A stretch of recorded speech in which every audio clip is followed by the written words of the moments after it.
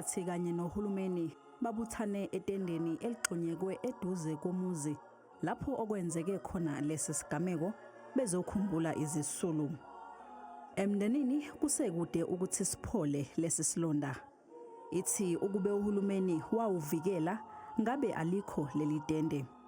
Asinqweneli into yoba kuthiwe urhulumente uzosixhasa ngalentente kuba sibhujelwe. Uzosixhasa ngokungcwabisa izihlobo zethu. But sikhalela ukumbona urhulumente esixhasa ngokusikhusela singafi.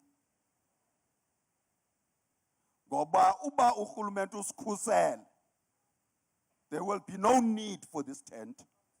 Izinhlaka zokuphepha komphakathi zinxuse uhulumeni ukuba avikele izakhamuzi. Kungathuleki kuthi cwaka kude kulala imizimba engaka. Kuba ezi zinto njengoba zisenzeka zenzeka phakathi kwethu.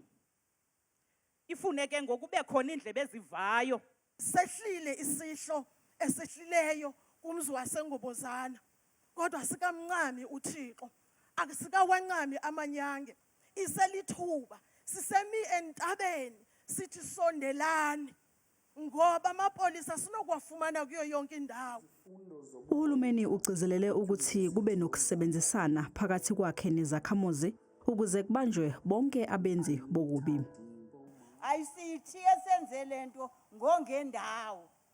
Ukho lo muntu sityala imbewu enhle siyabhala uyacika sityala imbewu yena ufaka ukhula. Xolo bantu abawethu nibe nathi ezinhlizweni zenu ngoba nathi sinani. Izisulu zizofihlwa ngeinsuku ezehlukene kuleli sonto eliqalayo.